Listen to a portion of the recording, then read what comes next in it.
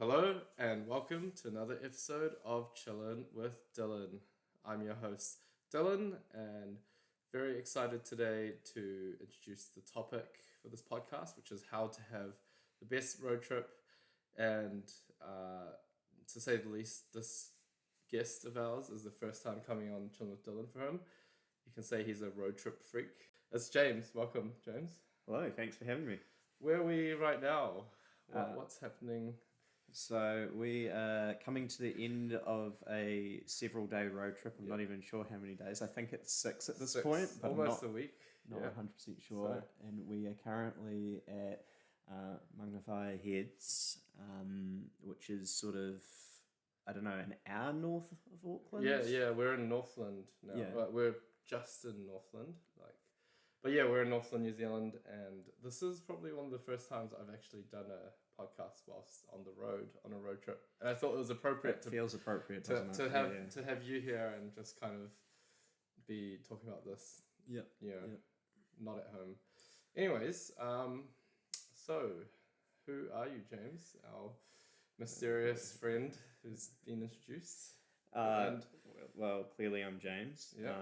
I have known you now for about around 3 years, almost 3 years. So, we met at the beginning of 2021 when Dylan turned up to a random life group at my church. Yeah. And I just wasn't really sure who this character was. Yes. I have many a memory about our first couple of meetings. Yeah. Mainly, I don't know, talk about good and bad career choices. But then I think the thing is that our friendship, I think a lot of the conversation started revolving around travel because we realized out of most of the other people in our church and friend groups, we were probably some of the most well-traveled and most interested in traveling kind of people. So formed a good bond from there. Yeah. I think originally we formed a bond around traveling in Italy from memory. Because I recall you telling me that you'd spent some time in Italy, and I was like, I've been to Italy, and then you're like, you've been traveling, and that's sort of where the conversation. I think we had more in common on the travel side than career decisions or approaches. Potentially, yeah. So that's anyway. And now it's a few years in, and we've gone through a few road trips since then together. We have, some of them just us two actually, and some with people of the friends. We've only done one with the group though, haven't we? Yeah, that was the one. Yeah. I was trying to recall if we'd actually done any more, but I don't think we have. I think that's the only real one because we haven't even done like massive day trips. No, I don't think. Anyway. We've done a few in New Zealand together. So we did Hawke's Bay. Yes. Last year we also did West Coast and South Island together, just us. That was quite memorable. That was good. That was the first one, I think, and now we're in Northland. But what other road trips have you done? Where's your expertise on this front? I'd say. I think my expertise started very young because my family used to do, sort of between the ages of 3 and maybe 7, used to do these massive long road trips to various places in New Zealand, both in the South Island and in the North Island. Yeah. So a lot of my experience of New Zealand road trips or road trips in general that I have translated overseas as well comes from this very early sort of road tripping culture that I had as a child, and I think that comes from my dad. But since then I have done at least one road trip every year, at least one, but often I do 2 or more. This is actually my 3rd this year. Oh wow. So yeah. Nice. So for me, I'd say I wouldn't have grown up road tripping that often. I didn't travel too much until probably like when I was in university when I had a group of friends that were really into doing road trips from Auckland where we were all living, and so we were just driving all around New Zealand for a couple of years with that group of friends. So, but in that time I've done a lot, I guess. Done a lot throughout New Zealand, North and South Island. I've done maybe one or two overseas. One of the most memorable was a road trip I did with some of my friends from my exchange in Italy, where we drove to a lot of places. Like we went to Slovenia, Croatia, even a bit of Austria. So that was a camper van trip as well, which is part of the realm of road trips. I guess like what even is a road trip? Like can being what defines one? Yeah, like what is not like I think you have to take out any sort of tour group things. Buses, I don't think those count. Even if you're on a bus going between places, I don't think that counts as a road trip, because for it to be a proper road trip, you have to get in a car or a van or something and just drive yourself. And there has to be a bit of, I think, autonomy in where you're going, and a bit of even a bit of chaos about what's being done. There could be like some disagreements about what you should do, but it might be loosely organized, but it's not every single step is an itinerarized part of the day. I think like having control of your own vehicle on the road, whether it's a camper van or like a car, that should be something that makes what a good road trip is. All right, well, now that we've kind of established what a road trip actually is in our minds, what do you think, James, makes a good road trip? Or like from your experience, when's it good? And when's a good road trip? I think a good road trip sort of it hinges on being able to take divergent opportunities while still having big ticket items that you want. So I think you actually have to have purpose for your road trip, whether that's to spend time and a meaningful amount of time with someone close to you to get to know them better, or to just have some quality time, or whether that's I want to see big ticket item XYZ. You know, and often those two things come together.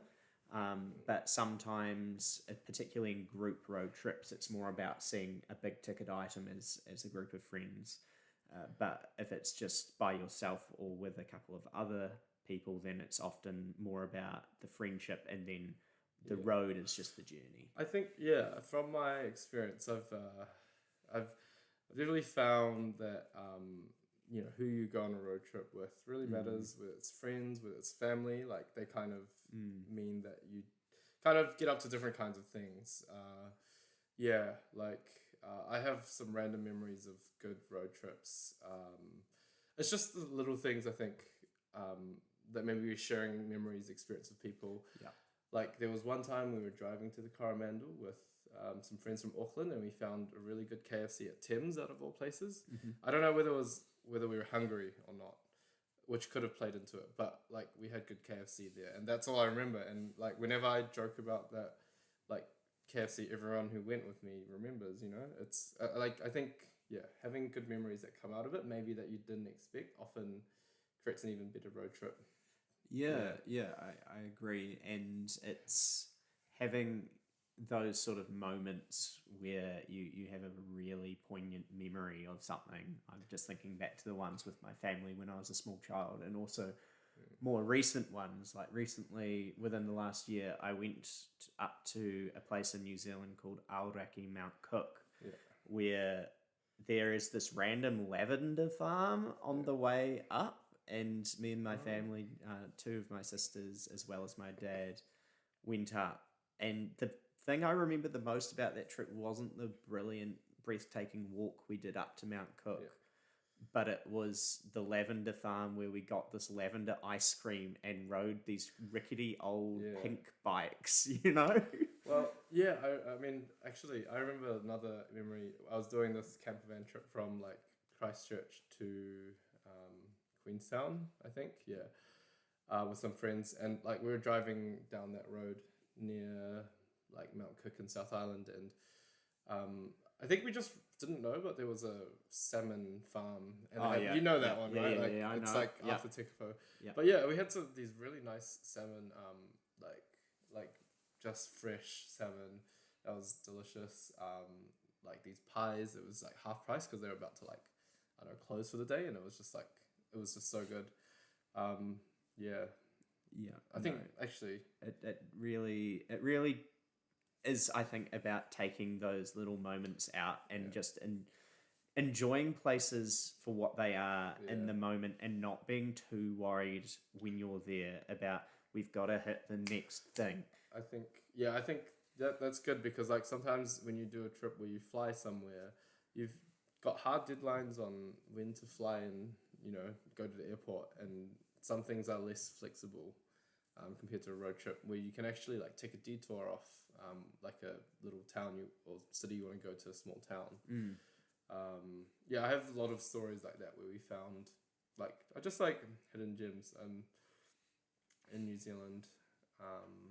Like there was one, I think we were near Rotorua, and found this random hot pool that we just took a dip in one night. Oh yes, it was just like 20 minutes off to the side. Yeah, I can't remember what it's called. Yeah. No, I know the one you mean, but yeah.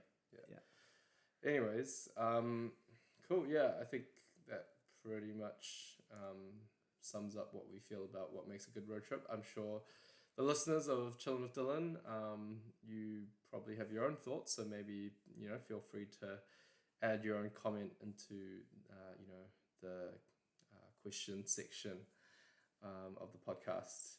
Anyways, so we talked about like going on trips, and maybe like specifically for friends, road trips with friends. Like how many friends do we really need for a good road trip, or just like does having more or less people really change things? I think the dynamics of a road trip really shift depending on how many people are with you.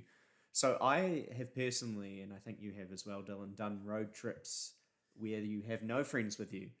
And you do a full road trip just by yourself. That's also a road trip. And that's also a road trip. I did one of those, the entire perimeter, effectively, of the South Island of New Zealand once. And there were some really crazy cool experiences I had there, where you're just meeting people and you're actually going to places to meet people, or you're staying with friends in different towns and cities.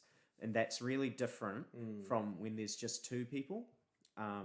So with some of our road trips, Dylan, I think there have been a real good amount of spontaneity where we're both relaxed, but we're also kind of are adventurous in different ways when we decide to do things. Sometimes we just go for doing some things randomly because it's an opportunity. There's been quite a few of that on this road trip. Yes, there have. There's like that. I thought I was going to talk about this, but we were in Northland and we were in Maunga Tūroto. Did I get this right? Yeah. Oh, I don't know. I'm not 100%. Was it Tūroto? I don't know. Maunga Tūroto? Anyways, just found this little town, and then we were like, we're hungry. Let's go to a cafe. Found this Middle Eastern cafe, but specifically, and like the lady had a great chat, and James even asked her for a photo. That did happen. You're gonna have to share the photo. She was really cool. So we walked in. We stopped at this town because I wanted to look at this like cute little library that looked ancient by New Zealand standards. So I was like, I have to take a photo of that. And then Dylan wanted food. And then we saw that. One thing leads to another. And then we go into this cafe. The woman who is in charge of it is clearly from the Middle East somewhere. She asks me to guess where she's from. Which doesn't turn out well. Yeah, which I was pretty hesitant to do. So I chose a safe country, and she said no, and said that she was from Iraq. And all of her offerings in the cafe were based on traditional Iraqi cuisine. Yeah, this is, by the way, in the middle of rural Northland, which, For context to international listeners, this is highly unusual in New Zealand, even in a massive centre, to have Iraqi cuisine. That was, and then we had good chats, and that was for some reason that I remember that more than a lot of the other things we did that day. Like but yeah, I'm glad. I think having friends like that really bring out the opportunity to do cool things. But I think also like let's think about when you have friends like maybe in the upwards of 5, 6, 7, 8. Have you been on that kind of? I've been on a few road trips like that, and I think the dynamics really shift towards. You have to be a little bit more structured than you would if it's just 2 or 3 people. And you have to have a bit of flex to ensure that everyone in the group gets to do one thing that they really want to do. Because most people have a reason for going. It's a balancing and you've got to kind of as the planner of a trip juggle it a little bit. Well, I think sometimes with friends, maybe the reason isn't just the road trip, but it could be each other. That often happens. When I've seen that. There's often a bit of romance on the old road trip. Actually, I know a lot of friends who probably they made moves on a trip. I have also seen friends make moves on road trips. I'm not going to talk about myself. I don't think I ever have, but that's anyway, that's by the by. Speaking of romance, also what about couples? That actually I find sometimes having couples on road trips is always different as well. It is a different vibe. I'm guilty of that. So having done a road trip with a couple of couples who shall not be named, when you weren't attending by I was a single in a group of 5, and the other 2 were 4 people were couples. So I know people who've done like not just third wheeling but seventh wheeling. I really don't mind, but it's a different dynamic when those people are clearly not necessarily just there for the road trip. They're wanting just a romantic getaway. Which in a group kind of it works if everyone's a couple and wants that. But if there's one person that wants to do a thing, then it shifts the dynamic, and you've got to have some strong friendships and be able to juggle letting the couples have couple time as a single road trip friend. No, I totally agree. And I think I've been on a couple of those. And also like there's ones where it's like just many groups of couples, and that's different to a mixed group. Anyways, and then of course there's just going on a road trip with your significant other, which is different again. That's very different, and that's probably that ends up being more romantic, I guess. That really does have an effect. I think I would actually advocate sometimes when you're on a big enough trip with like 10 people, sometimes you'll definitely have 2 cars at that point. Like you can split up and do different things if there's, say, the couple want to do something else, and I've been in that situation. It's fine. And then sometimes one couple just wants some space from each other to hang out, and they kind of ditch each other. They ditch each other. I've had that happen as well, where it's like, you go with the other couple. And everyone can kind of like tell, like, they're not having a good time right now. Or like sometimes they just want to do something else. And I feel like if I was on a big group trip, that could happen with me, but like just because, I mean, fair enough. I can't say when I've been in a couple I have ditched to go in a different car personally, but I could see why you might want to. Oh, no. Like, It depends if you're like, I think, as you were saying, with 2 cars, and you might still end up in the same location at night for dinner or going to the same place as lunch, but maybe one group isn't as keen for more driving. Actually, the other group might want to go and see like this super cool waterfall or something that's 40 minutes down the road. And I think sometimes in those bigger group settings, it allows for that. You can mix and match. Actually, I just remembered one road trip. This was disastrous. I think actually we're gonna have to talk about when road trips go wrong soon. But like we had 2 groups of cars. essentially the assignment was to see the Grand Canyon and start driving from Vegas. Yeah. Which was about 5 hours, 6 hours. For some reason, things didn't get kicking off till like about midday, and then there was like stops on the way. But I was in one car, let's just say. We got to Grand Canyon, but it was like half an hour before sunset or dark. And unfortunately for the other car, they were 40 minutes later than us, and they did like an entire 12-hour day and missed out. And I think they were pretty pissed off. Yeah, let's just say that was pretty horrific. That's sometimes you kind of get time out. You've got to prioritize the main thing. Yeah, sometimes yes. That's actually when road trips go wrong. That's usually that's usually what's happened. Yes, they forgot the diversions. You know, earlier in the conversation we were talking about. You can be flexible and have those things in the road trip you really are doing and the purpose of it. If you miss the purpose of it, like that's when it goes wrong. Actually, you need to know. You need to remember what you want. If everyone's like wanting different things, and all of a sudden you just end up getting distracted. It's like, I don't know, going to the South Island of New Zealand to go to Fiordland, which most people on this podcast I assume will know, but if not, Google it.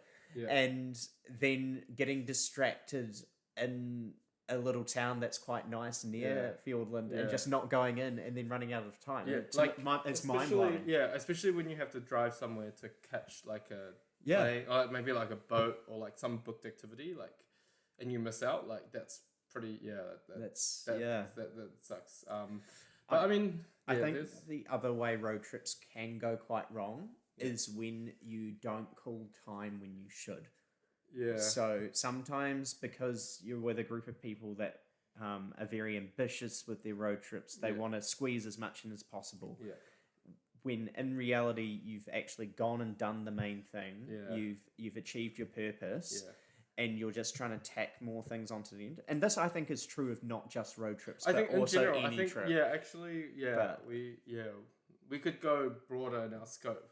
A lot of these tips actually, or like learnings and experiences applied to general travel. Mm-hmm. Kind of like adding too much stuff on to the main thing. I was going to say another time. I think we were talking about earlier about dynamics. Yeah. When you're going on a road trip and you know what going on with the right friends and all that. I think when road trips can go quite wrong is when you haven't sussed the dynamic properly and you go on a road trip with someone who says they want the same thing as you. Yeah. Or a few people that say they want the same thing as you. And then there's like one or two people who really are not enjoying themselves and bring down the mood of everyone else, and actually they wanted to go on the road trip for, let's say, one Instagram spot or there's, which is nothing wrong with, but if they're not actually there for the trip and the journey and the enjoyment and the bonding and the friendship, it can sour the experience. So I think you have to be quite careful around who you pick to go with. Actually, when I've noticed that when there's a larger and larger group, like, getting upwards of 6 or 8, there's just so much more complicated dynamics with friends who might not know each other's, like other friends who just haven't met each other and things like that. Often that kind of happens, and there's like different reasons. And and a lot of times I know of like friends who went on a road trip and went back and they had either lost the friendship or or something. They just like ended up two groups of friends pretty much came back in it not friends anymore, because they just realized they didn't want to spend that much time together in the end, or some drama happened. It's pretty easy for a drama to happen on a road trip, even between close friends, Are you referencing a particular situation? I was. That was very almost disastrous. It was. It was close. We got through it. I took a chip when I probably shouldn't have. Look, for context, I had been driving for 8 hours straight, effectively. We had stopped for a place that wasn't for dinner. Dylan had made clear that we weren't to have dinner there. Oh, I changed my mind. And then I had already ordered and started to leave, and he changed his mind and got full dinner. And ate his dinner and then started eating mine without permission, and I snapped. I straight up grabbed the chip from between like his legs. And it was just It wasn't my finest. It wasn't my finest patience. moment. I'll admit it wasn't my finest moment. I apologized for an over the top reaction to a couple of chips being stolen. At that point, we realized that was probably the right time to finish off and go our separate ways on that road trip. But it did teach me something about Dylan as a person that I've taken into further road trips with Dylan around food. Yeah, food is. I think I probably not. The easiest when I am lacking food. I think a lot of people, like I definitely have traveled with people who get hangry. That's a thing. Keep yourselves fed and hydrated. Yeah, well. Hydrated and keep Dylan fed. That Dylan would be fed. my Dylan road trip advice. Yeah. Keep Dylan fed. Keep me fed. For all future listeners who might be going on a road trip with me again or whatever. Anyways, so. Let's talk about something else that's essential to a road trip. Obviously, you need a vehicle, a car. Mm-hmm. What kind of car do you need for road trips, or what kind of cars are good for certain trips? Yeah. I think there are two types of road trips I think you can do. There are just your standards, like town or like village hopping road trips. And for those, you probably just need a standard car. I would recommend a fuel-efficient car because petrol or gas gets expensive. Especially these days. Yeah. So in New Zealand, we're paying about $2.85 on average at the moment in our Northland, New Zealand road trip every time we want to fill up.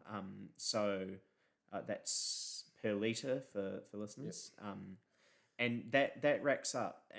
But because my car is so fuel efficient, it's a hybrid, it's actually brought the average petrol cost of this trip significantly down. It's a very efficient car, and petrol isn't our main expense compared to accommodation. But it's not a worry as much compared to something that's just guzzling fuel. I'm sure there's a lot of other cars like that. I went on some road trips in my previous car.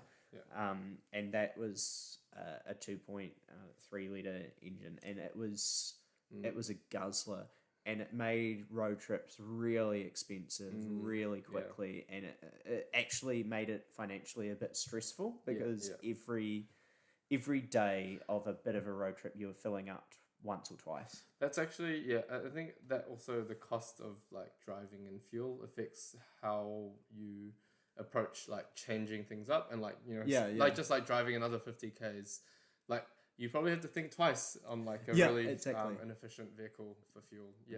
But like with the hybrid we can just like decide on the spot. Let's go down this random road for 30 minutes and see this random thing. If we wanted to. But in saying that, there are some advantages to perhaps more guzzly vehicles, particularly if they're four-wheel drives. I think if you have a four-wheel drive car, it opens up your options a lot more to certain activities. We were earlier today. We were actually near 90 Mile Beach, which you can actually drive on. But the hybrid in this instance may not be as superior as like some four-wheel drive, like a Ute or whatever. That might, like, if you wanted to do that, like it would have been like, it's a fun thing a lot of people like doing. It gives certain types of options, but an efficient little city car wasn't the right car for that activity. Probably not worth. No. Anyways, and I think sometimes also like another point is like there's obviously the standard 4-5 seaters, and sometimes I've been on road trips where like there's been like a van, 6-7 vans, like big I've done big ones. My family used to own this Kia Carnival, which was an 8-seater, and it wasn't like a proper van, but it was like a family van. And it made road trips really fun because you could grab 8 friends and you could go and do a road trip. And that was also a really great car for if you wanted to actually do a sleepover night with a friend, because you could just lay all the seats down and turn it effectively into a bed. So with just one friend or a significant other, it would be fine as a vehicle. kind of becoming a camper van almost. Yeah. In that sense, yeah. But I think it's nice. I think when you have like say 6 people, like you can do 2 cars and 3 people each, and sometimes that's good. But I had a friend who had a really good big car he liked to use for our road trips, and it was really fun because everyone could just chat together in the same car, and like if you're driving for 2 or 3 hours separate, you don't there's sometimes with groups you don't get to know one side or you don't spend as much time with the people you're not driving with. No, for sure.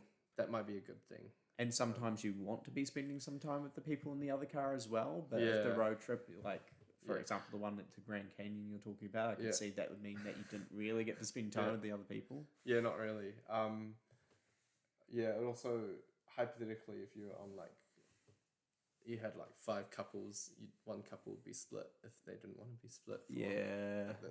That could be. Yeah. Anyways, that's just all the permutations. But right. So this is an interesting topic. I don't think many people or podcasters have actually talked about this, so we might be leading the world on this. So what this was about, how to make domestic trips feel like international trips, pretty much. When you kind of don't want to go international, you don't want to pay for the flights. How do you make one of those, domestic road trips feel just as exciting? Yeah, and I think my first thoughts around this came from a New Zealand marketing campaign during COVID-19 pandemic, where they said, take an international trip to various parts of New Zealand, and there was this big media campaign around it. And to some extent, Dylan and I are doing that. We're doing that now, and we did that previously as well with the west coast of the South Island of New Zealand. And I think, at least for me, it is just to approach any new location you're at with the enthusiasm that you would if you got off a plane into an exciting new country. So just imagine any new location in your own country is exciting, because it genuinely is. Like if you're flying in from overseas and somebody comes into New Zealand, they are so excited to see all these things. So if you approach different locations within your own country with the excitement of someone who paid $2,000 return on a flight for it, then you tend to enjoy it as much as an international trip, in my experience so far. I felt like this trip, Northland, is kind of, it's felt a bit different. I think we've looked at a lot of things we want to do, and I've actually been around a few times here, but I think because also if you kind of have different people researching things, you might go back somewhere you've been domestically, but see in a different light. I think it's just being open to new experiences within your country, or wherever you're living in. Even if you've been there many times, you can maybe get a different perspective compared to previously, especially with if you do the same road trip domestically with a different group of people, you might have a different outcome. And that can be pretty exciting. I think the other thing would be, when you're overseas, you tend to be looking to have as many cool experiences as you can in a day. And you research and you go on TripAdvisor and go, what's the best thing in this area? And you look around and you're just trying to find the top experiences in the short time you have. I think approaching it like that's a good idea. And actually, what we've tried really hard on this trip, when you go overseas, you kind of often run into restaurant owners or people at your accommodation, hotel or Airbnb hosts, that kind of start giving you local recommendations for the place. And when you're in New Zealand or wherever country that you're doing this your road trip in, it's easy to dismiss, say, be we don't need to ask, we should know this, our backyard. But we like by following that, we found so many new hidden gems and just random things we would never have considered, just by following the local recommendations for things to do in the area or places to eat at. Almost taking an approach of not to everything, obviously, but in a road trip context, just say yes. Yeah, just YOLO. YOLO. If somebody recommends something to you, even if that wasn't the thing that you were thinking about doing, just go. If you have the time and it doesn't distract from the main thing that day, just say yes. I think so. Kind of like I like to think of it as like, like when you get told about something you didn't expect by a local or whatever, you basically have an opportunity right there and then to decide whether you go for it or not, because like if you don't come back, that that might not happen again. And like thinking, if I do come back again, will I still remember this recommendation? What might I lose out on from taking this, and then making a decision probably. And not being afraid to splash a little cash as well would be another one. That kind of reminds me of that time we just dropped cash in the South Island. Yeah, I think that was just... That was a bit spontaneous. It was a couple of $100 on a helicopter ride up like Fox Glacier, which it was expensive. It was a good time though. Like that's a good memory. If you think about that, like if you think like if it was an international trip for any of you CWD listeners across the world, you come to New Zealand, you end up in the West Coast, which is hard to get to from any airports like Christchurch or Queenstown. You're there and like, you only have one day to potentially take a helicopter up to a glacier. Like in another 20 years, who knows what's going to happen with the rate of like, climate change. Yeah. So like that was the kind of thinking, like, although it's our country, like if we don't come back to the West Coast, this had to be done. Like we didn't go full. We could have gone harder. We could drop like $600 each. Yeah. And some it kind of was like, do we still have budget? But, and that was it. And like in this trip, we also did a touristy thing, which we went parasailing. Yeah. And that was worth it. That was good fun. Yeah. And those are the sort of things you do, which perhaps locals might be hesitant to do because they're like, oh, that's the touristy and thing. Pretty much everyone who does it with us tends to be overseas tourists. And we kind of feel like, like a bit weird, but or like the Waitangi. Yeah, that was pretty weird. Like for anyone who's grown up in New Zealand, it's like you kind of see something you've like gone through at school or anything, and then it's like marketed as a tourist. Yeah, something called like multicultural experience. Yeah, that was a bit interesting. But like, hey, like it was eye-opening to see what tourists see in that circumstance. Yeah, it actually helps you understand kind of like when you're a domestic tourist, like what like empathize with what tourists see and go through. Like you kind of have an understanding. It helps you connect with like the experience of people who are seeing something new for the first time. When you kind of that's their experience of it, even though you might, through your own nation's, education system, actually have a much deeper understanding of something. Yeah, it's quite funny to like see things like that. You're like, this is everyday stuff being marketed as like international tourist stuff with like high prices. But I guess that like it's if you are coming at it from an international perspective, then it's worth doing or just understanding. So I guess for us, this podcast has just been an opportunity to share a few stories, which we've probably done too much of. We've just been like just rambling about road trip stories now. But there's obviously a lot more, and I think you all have your stories too. But the point of it, we want to make sure you get some good tips as well, and hopefully you're probably listening to this on a road trip, so you can apply it right away. I'd hope that would be as practical as that. Any tips? Any top trip tips for the?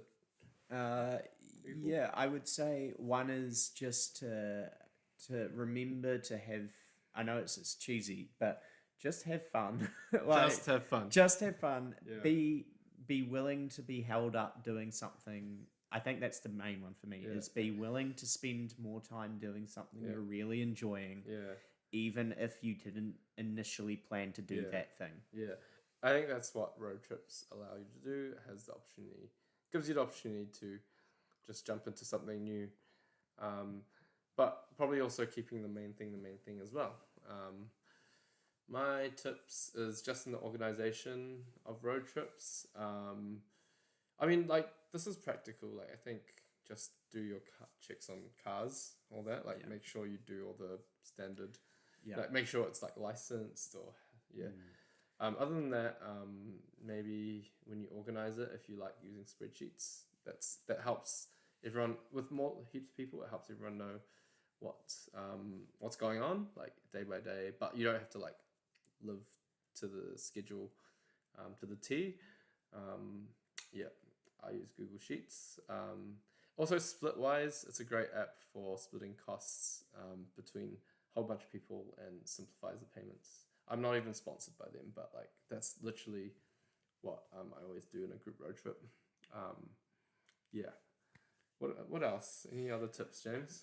Yeah, let me just think for a second. I think with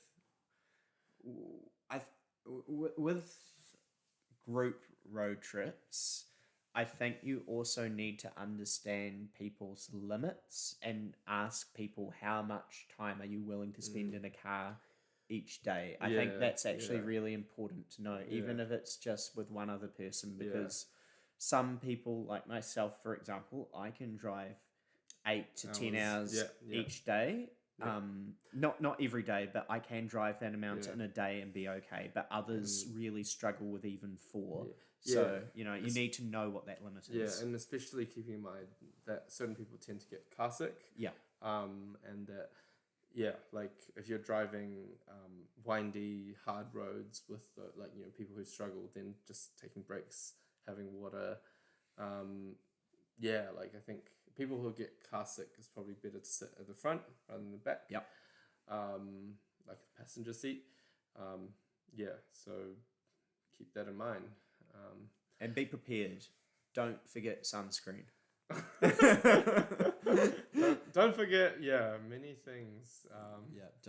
Don't forget the essentials that you need, like a phone charger. You don't want to forget that either. Just the classic common sense, tips, and make sure to tell people where you're going. I guess, like, just in case. That's pretty much it. If there's nothing else, I'll probably just thank you again, James, for coming onto the show. I really appreciate it. It's not easy.